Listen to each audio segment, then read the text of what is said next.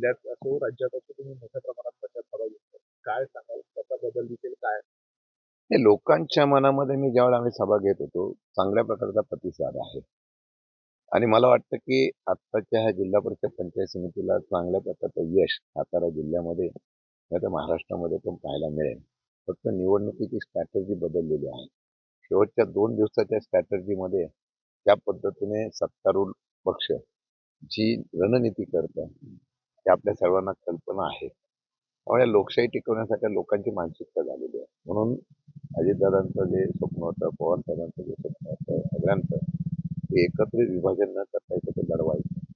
त्याचा मला वाटतं निश्चितपणाने फायदा होईल. अ, रणनीती 2 दिवसामधली काय असते जरा उघड म्हणजे आपण स्टिंग ऑपरेशन केलं सगळी माहिती मिळेल. कारण कल्पना आहे आपल्याला प्रचंड दबाव तंत्राचा वापर होतो. मी आता फिरतोय कार्यकर्त्यावर प्रचंड दबाव असतो, सत्तेचा दबाव असतो आणि मग विकास कामं केली जाणार नाही, मग आम्ही बघून घेऊ अशा प्रकारची भावना ही लोकशाहीला धोकादायक आहे. हे सगळीकडेच अनुभवाला आलेला आहे. मला त्यामुळे लोक प्रचंड दबावाखाली असतात. मला वाटतं की लोकशाहीमध्ये मुक्तपणाने निवडणूक करण्याची ही फ्रीडम असायला पाहिजे आणि वेगळ्या प्रकारचं नंतर नियोजन इतकं होतं. पण मलाही खरंच सांगतो की लोकांचा प्रतिसाद फार चांगला आहे. मनातून लोकांची इच्छा आहे की ती इच्छा प्रत्यक्षात या निवडणुकीला पाहायला मिळेल. दादांच्या जाण्यामुळे अनुभूती वाटतं. साहजिकच आहे. महाराष्ट्र हा नेहमी विचाराचा महाराष्ट्र आहे.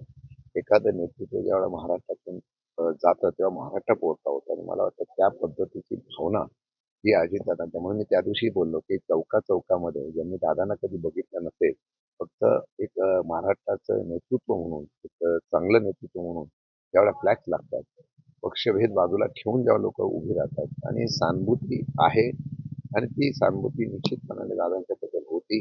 अचानक गेल्यामुळे त्याबद्दलची एक भावना लोकांच्या मनामध्ये आणि त्याचा फायदा निश्चित होईल असं मला अपेक्षित आहे.